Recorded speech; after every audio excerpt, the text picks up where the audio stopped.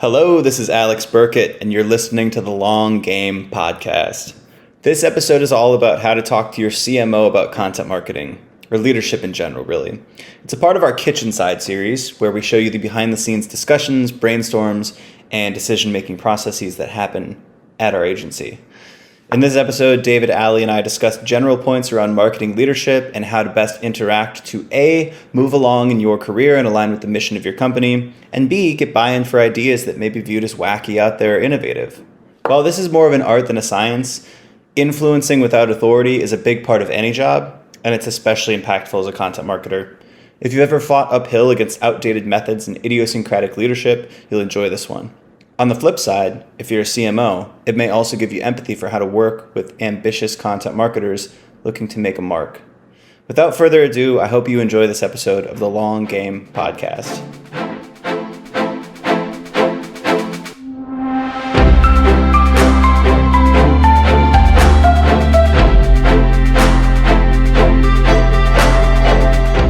On this episode of Kitchen Side, we're talking about how to talk to your CMO, Chief Marketing Officer, about content marketing. So we have Allie, Alex, and David here. Who would like to go first? Let's define the role of a Chief Marketing Officer first. What do they do, and what do they do differently from maybe head of content? Well, I guess it depends on the size of the company and how many people are on the team and how many resources are available. CMO, I think, we can also apply like VP of marketing to this as well. Just like any type of leadership in charge of like an entire marketing organization, and whoever like the content org lives under is what I would think that is. Yeah, I think if we're gonna, we could spend the whole time talking about the various duties of a CMO and how that's changing. There's been a lot of talk around how like there's like chief growth officers and whatnot, and like how that role evolves. But I think for our purposes, it's just the boss. It's the person who makes the calls when it comes to marketing. They own the team, they own the department, they own the inflow and outflow of customers, all of that stuff.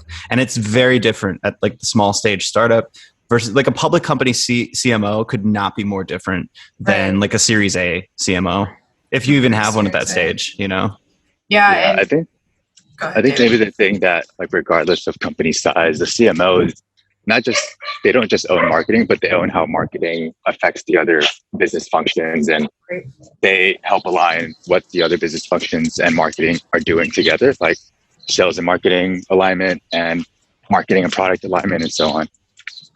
Would you say that they're more of like a visionary because they have to communicate like the overall goals, basically? David, you're kind of on that point, like communicate that down to the head of content, whereas the head of content may not be seeing the higher level goals as much. I hesitate to use the word visionary, but they would be more like directing the marketing org in a direction that aligns with the company business goals. Like, I know that some CMOs tend to be a lot more operational versus like the visionary, like big ideas type of person. So I think that's more of a style conversation. Gotcha. Yeah, I do think if you're too in the weeds, then it's probably you're probably not actually a CMO. Like, I think then it's probably you're just giving yourself that title because you have 20 people at your company. Yeah, I think it depends on the size too. The company I'm at right now, our CMO is just as much a practitioner as he is a director and, an organizational visionary or whatever, because we're a team of 3. But like Alex said, a team of 100, I think, a CMO type position definitely oversees more than they execute. I mean, I could call myself a CMO of Omniscient, but I'm not doing the same thing as like the CMO of Oracle. It's just an absolutely different job. Right. And I don't know. So the scale thing is huge, but I think we should just like say the VP marketing, the CMO, whoever's kind of in charge for the marketing department and works with the other heads of departments to synergize, which is one of my favorite words. And I think for the purposes of this conversation and, any heads of content or director of content listening, the CMO is equal to whoever you report to or whoever's in charge of like giving that buy-in, giving that budgetary approval, any of that stuff that you're looking for, which is what we'll talk about here today. Okay, so how would the head of content or a content strategist talk to their CMO? Like in what ways? Maybe to get buy-in for strategies? I mean, yeah, You go first. Okay. I mean, I'm just going to scratch the surface. I think there's a ton of ways to interact with the CMO. Again, depending on the size of the organization, depending on what other machines are running in the marketing organization. But I'll speak from my experience, which is super tiny. Buy-in for strategy, building a bridge to other parts of the company. So setting the stage with sales org, customer service, product teams, and then also getting budgetary approval for like headcount, tools, just stuff like that you might need to do your job. Do you establish that stuff, or do you ask for that, or like do they kind of give you those figures like when you're coming in? Let's assume that in this case, like you already have buy-in from the CMO or whoever the boss is on content marketing. Like they believe in content. I feel like that's actually not to be taken for granted. Right. That's something that's usually actually in many cases you do have to fight for, like your own job in a way. Yeah. But let's assume that.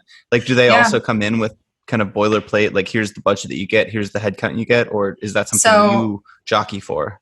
I was the first marketing function that was hired for. So within the realm of marketing, the world of marketing, I was brought on to lead content efforts, and we had contractors that owned paid, that owned demand gen, all of that stuff. So content, like they believed in content, but they didn't necessarily understand the concept enough to give me, like I didn't get a budget. They said I had plenty to work with, but that I kind of had to work backwards and look at what was already happening, look at what we already had written and established. And then I pulled from my own experience to kind of build a strategy and all of the costs associated with that. But because there was that foundational belief of like, this is not only worth bringing in a full-time person for and paying salary, benefits, et cetera, but this is worth investing in the long run, like year-long subscriptions for tools, long-term freelance relationships. But in terms of like the specific like budget that they gave me, I didn't get one of those. I had to kind of create it. How and when did you present that? Like how long after you got hired did you go with that report or ask for that budget? I rolled it out over the first few months. Within the first month, I presented my audit and the content updates and optimization that I had performed that proved there was a lot of worth investing in organic traffic, and content leads, lead magnets, which is two different things, but I had to present what the investments would look like for both of those things. So like writing resources, tools for preliminary research, and then tracking research and measurement. And then like in the second month I presented like my content, I guess, roadmap report, content strategy, which reflected, I think it took me a couple months to build that because I was still getting comfortable with the tool, comfortable with the team, like understanding if there was enough sales support to run with any leads that I helped generate. And then in the 3-month mark, I was able to present the strategy as a whole with like the overarching goals, because I wanted to see what our traction was over a few months, see what was even possible with even a fraction of what I could do. So seeing a little bit, boots on the ground, seeing what I could do in 3 months, I was able to say like, if we can do this with little to nothing or like a one-man show, I think we can do X, Y, Z with these resources. And I didn't get any pushback, so worked. Great. That's so it exactly takes some negotiating too on your part a little bit. Yeah. Mm-hmm. But you're showing the numbers. You're starting with the you're diagnosing what the problem areas are and the opportunities could be, and you're outlining like what the world could be if you were to invest in this. And I think that's something that speaks to an executive position, because they, frankly, in many cases, don't care how it gets done. But if you prove if it's done this way that we get these results, that's the language that they're going to speak, which is exactly how I would do it and have done it for experimentation. Coming in, like it's one of those things where content and experimentation and CRO probably are the same in that people theoretically believe in them. They know that other companies are doing it and they're getting results based on it, but they don't maybe understand every aspect of what actually goes into content marketing or in experimentation. That's, notoriously people misunderstand what CRO is. I think it's just like testing blue button versus a red button. So I assume that I've got some buy-in on a high level, but then I go in and start mapping out like what the opportunity areas are with a growth model and figuring out like if I can move the needle this much by this percentage, here's what we could do in terms of ROI, and then working backwards from there to see what resources we would need in order to get that accomplished, which is often human resources or software. But yeah, it's the same. It also maps back to that kind of budget there, but I'm mapping it back to like, here's what the results could be if we were to invest like this.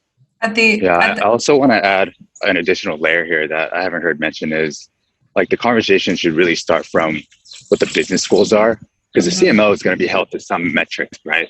Yeah. Whether it's like generating leads for a sales team or getting X number of users for the free product. And it's the job of the head of content or director of content to have that goal in mind and say, here's how content contributes to that. And like what Alex said, like I model this out, we can get organic traffic, we can get this many leads and so on. And in order to do all that, which is what you said, Allie, we need this many people, and I can do it for like the next 2 months. But if we want to scale it out and be serious, we're going to need like 2 headcount or something. Right. And it's like knowing what the CMO cares about and figuring out how your job contributes to that is one, like how you keep your job, but two, like how you make it like a content strategy, right? You don't just create content for the sake of content. It needs to fit into a wider business strategy. Yeah. I would even say the timeline that I walked through is probably a little aggressive, depending on, where you're starting and what kind of organization you're working in. I ramped up really quickly because our traffic numbers were small. Like I was building from scratch. And I would even say, even though I presented what I built, it's far from, well, your content strategy is always a living document, but mine is far from concrete. I'm still learning, understanding how it changes. And I've left a little bit of wiggle room. And I made that really clear when I was pitching that, these numbers will probably change as we see different inputs, like, change and impact things. But like David said, I mean, one of the first questions I asked was like, what is happening with these leads? How does the other team expect content to play a role? Like, why was I one of the first functions that was hired? Because, executives might not know what you're doing, but they need to know that you know what you're doing. And, all the due diligence that we mentioned here is part of that. But the questions that you ask also show that as well. Yeah. Is this where like growth marketing, like we had a conversation about this growth marketing versus content marketing, where you have a little bit of that knowledge of being able to track metrics? I mean, you want that, especially if you're dealing with the CMO and somebody who wants that information. Yeah, this is probably a very clear example of how that can overlap, or how you kind of have to bake it into your content. If you come in as more of a creatively minded content marketer or content strategist, like, especially if you're part of the ground level, I mean, you got to prove what you're doing and what you plan to do, how you plan to track it, how you plan to ultimately, like David said, support what the CMO is trying to do, and what they need to report on in the long run. What if the CMO isn't actually goaling themselves on quantitative metrics like MQLs or leads or something like that? What if they actually are going for some broader vision of thought leadership, which I actually think is probably pretty common with somebody who's hiring content marketing, or sometimes social or something like that? Like I do feel like sometimes the marketing department, is a little loose on goals. So like what happens then in terms of like how you communicate those expectations and budget requirements? Well, my first thought is I would still go to the heads of the other departments to understand what their goals are. Because ultimately, like I want my section of the organization to support everyone, and learning how to communicate not only with your CMO, but other chief officers or executives or other leadership positions, like depending on the type of content you plan to create, especially that leadership, like you need to build those relationships just for writing and production purposes. But in terms of, setting your goals with a more qualitative metric, starts with the CMO, to explain that vision. And well, let me phrase this differently, because I think like we're coming in from the context of a small company, but let's say you come into a bigger company and they actually do have program goals. They have organic traffic. They know their leads that are attributed from content, and maybe like the content program is starting to stagnate, right? Maybe there's not a lot of like interesting content or thought leadership being put out, and you want to come in and actually develop a program like that. How would you theoretically do that if you were to? Well, caught me off guard here, Alex. Put on the sheet. I don't think this is necessarily theoretical. No, it's not. I'm stuck between my big company experience and then my tiny company experience.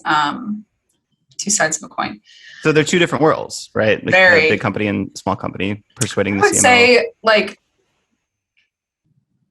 I would probably start with building the relationships and understanding like who in the company already has a presence like on the content channels, who's willing to share what they're doing as we, use thought leadership is ultimately used to build authority and trust with an audience. So we start by leveraging other thought leaders in the company, whether they're on the content team or leaders in like other departments. I don't know. I really did my program at HubSpot from scratch. I never really got it down to like a science, unlike what we do here, which is both a science and an art. Do you know why people initially trusted you to start working on the program? Like, when did you start pitching the idea? How soon? Because I realized that so much of what we were writing that came from an organically driven strategy. So like SEO, keywords, competitor research, all that stuff. We had the authority in the company to write about it. Like here I was, a pretty young writer with some firsthand business experience. And I was researching things written by other companies, stats, experience, stories, opinions that these other publications and other things online, just as valid, but they were sharing them with me. And I was linking back to them and I was sourcing them. And I was like, aren't there people at HubSpot that do this themselves? Like, aren't there people who live like on our marketing and sales and customer, like all the teams that we market to or HubSpot marketed to then, can't I leverage internal knowledge, which not only would help me understand the topic so selfishly, but also inherently promote the authority across the organization beyond the small content team that I was working on. So that's kind of where it came from, is like, why am I Googling things when I could just walk across the hall? Right. Theoretically, I was remote, so I couldn't do that. But so you got the strike of inspiration, but then what did you do with that afterwards? Like, did you just start working on it yourself, like without asking anybody? I probably did it for 6 months before I really gave it a name. Like every time I would, like, let's say I got a piece, like while I was writing pillar content. So I was writing these big pieces and I got this huge piece on freelancing. So that's kind of what sparked it, because what I did is instead of, I was a freelancer. So I maxed out all my experience. And then I Googled a ton of stuff and I was like, wait a second, I know so many freelancers. Like, I created this huge survey and I got like over 100 answers. And then I followed up with like a number of those people to really dig into their experience with like, is your company name your name or did you brand it? How do you create and fix your rates? How do you negotiate? Like, I didn't want to Google that stuff and get it from other things. I wanted to get it from real people. And then I realized like, so many of the pillars I was writing, like the ultimate guide to email marketing, the ultimate guide to branding. Like I wanted to go to the HubSpot brand team and get the nitty gritty on that. Now I'd support it with other research, but that's why I really wanted the core message to come from the team, because that it was a kill two birds with one stone thing. Like I was able to also promote the company, promote the authority. So over time, as I got more assignments, I started looking internally. And then I was like, I'm sure there's some people in this company that want to tell stories, Alex, you included. So I kind of started from a place of, hey, who out there wants to write stories? Like, here's the topics we're working on. You can help me craft some of these pieces to be both organically optimized and also be a thought leadership kind of angle. If I could take that and zoom out, like to how you pitch that to a CMO, like the company I think of when it comes to somehow making thought leadership a strategy is like Drift. Like they turned conversational marketing into its own, like they created that category. Like there was no organic search behind conversational marketing. They're like, we don't care. We want to own this and we want people to talk about it in a way that we talk about it.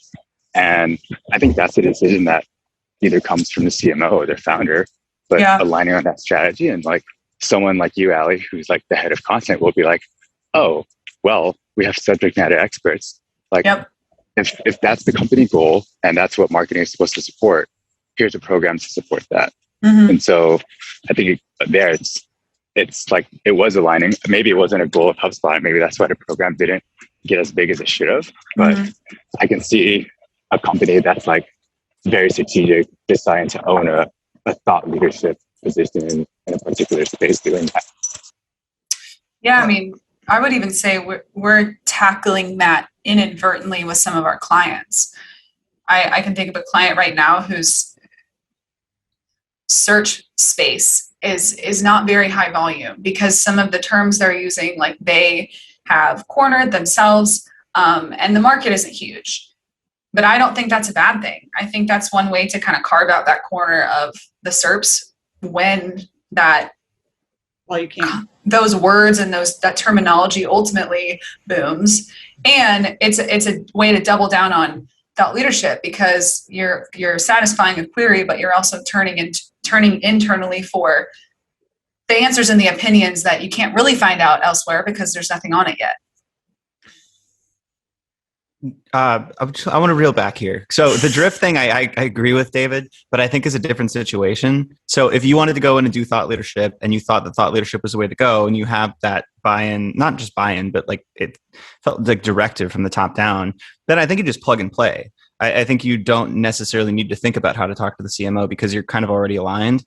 I think in Allie, in your case with HubSpot, like there wasn't antagonism towards the idea of doing thought leadership content, but the idea wasn't in the ether already. Like nobody was really doing this or thinking about it. And the interesting thing to me about how you did that at a big company, being a relatively new employee, was you took the initiative on your own. You played within the rules, like you did your work in terms of like what people expected, but then you started to diverge a little bit and you started to like incorporate some of the stuff you wanted to do. You got results. People liked it. It was successful. And then you sort of brought that back and showed the results and got buy-in like progressively. You know, it snowballed. And then I think, correct me if I'm wrong, but you started to do more official, formal communications around that too. Like you started to do like events at HubSpot where you would communicate all these things to other teams and then executives sort of saw it. But it started out at this like very small level where you just sort of took the initiative and it was sort of a, you know, ask forgiveness, not permission. And then you took those results and parlayed those into like more and more excitement for it.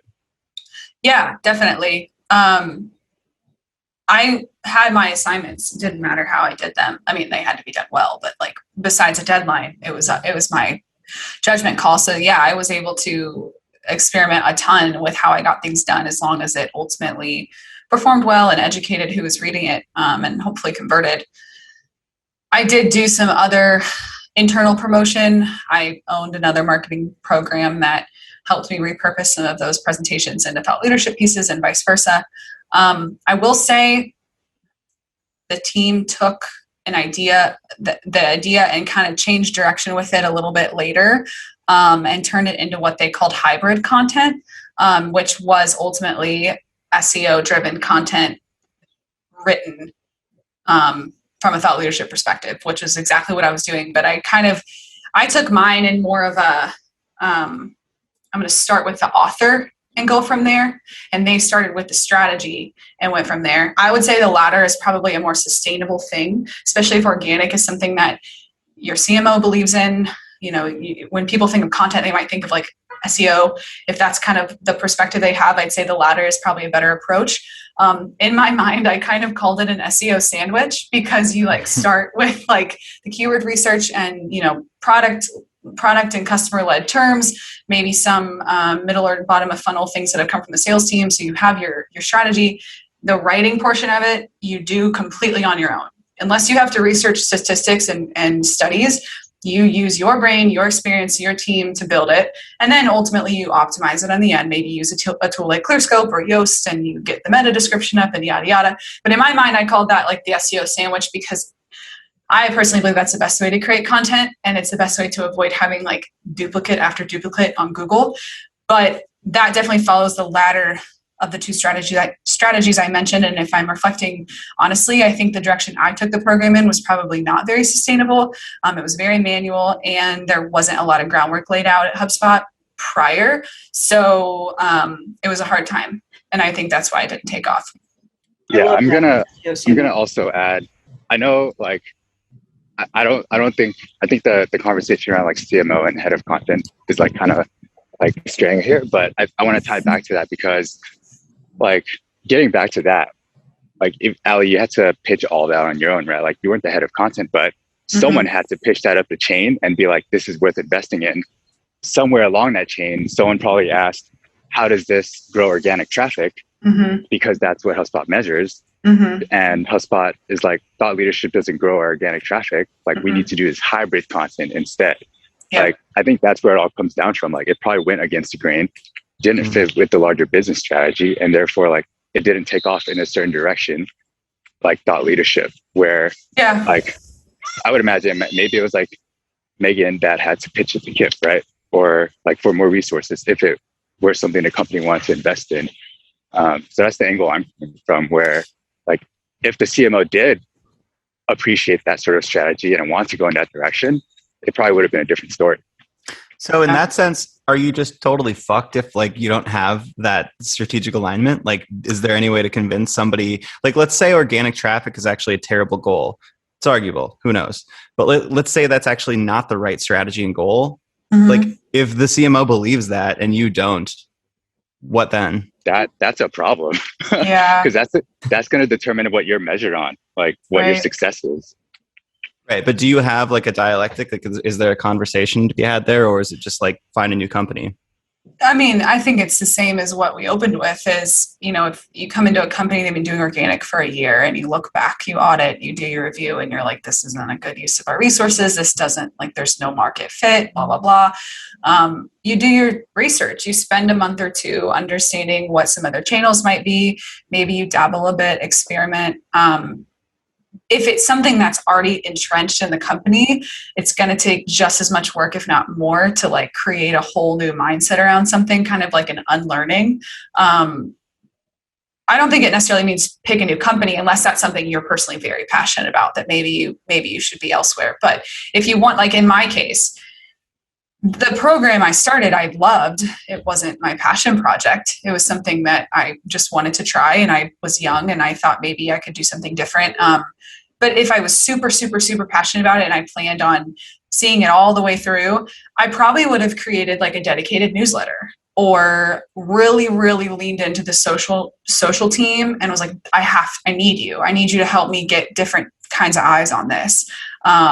Because it would have been an unlearning of sorts for the CMO and the content team to see every piece of content as an organic play. But, you know, that was what I knew. That was what I was trained on. And I didn't really know, and I didn't really want to go as far as like creating that whole new channel. But I think if there's a whole new direction that you see your program going in, then you might have to do your due diligence on how to get it distributed. If for example, organic is not the best approach, or the whole team, it might not be the approach for the whole team. Mm-hmm. Yeah. I mean, it sounds like, it's a long game. If you want to like really invest in something that's not on the table right away, I think that if you're facing true antagonism towards what you want to do, then it's probably time to run away. But in my experience, if you have, like, there's going to be big ideas that don't fit the mold. I don't think you're always every idea you have is going to fit whatever the CMO was already strategizing and was already thinking about. There's going to be things that, if you're any sort of creative or interesting thinker, like there's going to be ideas that go off that path. And I think before you actually like try to get buy-in for them, you have to build trust for yourself. Like you actually have to like play by the rules and get things done and get results first. And then you sort of build allies and you build, stakeholder relationships, and you get other teams interested too. And you sort of snowball that up into eventually doing these small scale experiments to say, hey, there's actually something here. Maybe we should look into that thought leadership thing. But I think first, you need the trust. And I think it's like the bigger and riskier the initiative and the stauncher and more idiosyncratic the CMO, the longer it's going to take to do that. Yeah, relationships. Especially for the example of the thought leadership program, like the internal marketing was just as important as external marketing, because I needed the team. I needed their help. I needed their expertise. So I put too much effort on the internal buy-in and didn't think as much about like the post-publishing performance of it. I was just so excited to create this kind of content. So yeah, to go back on it, I wouldn't change anything I did. But I do believe like the hybrid model that they landed on and that I continue to implement in my own work, that's the best way in this specific example to implement that kind of content. You guys answered a lot of questions I had. What else have we not covered when it comes to the relationship between strategists and CMO? Any other challenges or any other ways to find alignment?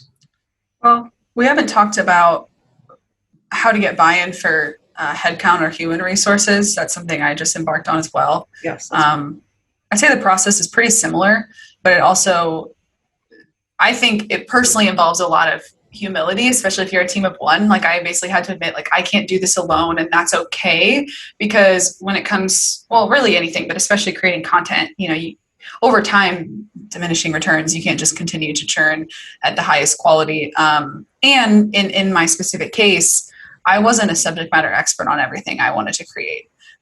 So instead of, making myself feel bad and also trying to get out there and learn everything at once, that was my argument in terms of bringing in a freelancer that had experience with some certain clusters I had created for the blog. Did it work? Did you get what you needed? Yeah. I was able to interview a handful, and I chose one that's been awesome. But it was new to them. Like, they had never brought in a freelance writer before. Their experience with contractors in general hasn't been great. So it was definitely a slow moving process, but I kept them in the loop with my entire interview process. I showed them the test pieces that they did. We discussed budget, and I have them on the Asana board so they can see like the action, but I haven't had any kind of overbearing interactions or anything. That is the worst when you're fighting against like historical, just like if they've had bad experiences with agencies or freelancers or whatever in the past, and you just have to fight against that regardless of like you have no culpability, but you're like, I promise we'll get good freelancers this time. It won't go poorly. You're just fighting against all this like history. Mm-hmm. Interesting. Anything you want to add, David, that maybe we didn't talk about? No, I'm good. This was interesting. Yeah. Alex, what about your experience getting buy-in for certain software tools? Software tools. So one, I think there's a lot of trust and there's a lot of interest in experimentation as a program. Two, I often second guess myself because I've had to do a lot more politics in the past, and here it's not as political. It's like if you believe in something, if it fits in the realm of feasibility budget wise, and if you can make the case for it, like you go and do it. So a lot of it's just my own internal monologue saying like, oh, you need to like get buy-in across teams and like get small wins and do the whole thing that I used to do at some large companies that I've worked at in the past. It's completely irrelevant here. Like I don't even need to do that. So I just go do the thing. Why do you think? So I will say it's been a lot simpler. What's that? Why do you think it was like that in the past? Some companies rely a lot more on political persuasion than others. I think that's just a thing that you'll fish out, and you just learn like the first couple months. Like this is a big theme in terms of like career advice. Like you'll read this in like the first 90 days, but like one of the first things you want to do is just observe how people make decisions and how people operate and what they're goaled on and what they're incentivized by, because it's going to be different at all kinds of different companies. Some companies completely incentivize action. Some companies actually love it when like employees market themselves internally. Some, like my current one, really don't like that, and it's actually looked down upon. So I think you want to know like how people operate, how your boss does, how your boss's boss does, what makes them look good, how other teams around you are perceived and how they're incentivized. Like this is all just like the first 90 days, first 30 days, first 15 days, right? And then you just fit that mold. Like you're not going to, in the first couple of months, you're not going to be able to be this, outlier, just lone wolf operating in your own way. Like you're going to get pushed out of the company that way. The company's immune system will essentially expunge you. Right. So I think you need to just figure out how things are currently done and fit that mold. Under promise, over deliver. After observing. James Altucher always says like the over promise, over deliver, but I think that causes a lot of stress. I don't know. Yeah. Cool. Anything else to add? No. That was a good conversation. It was. Thank you guys. Thanks. Thank you.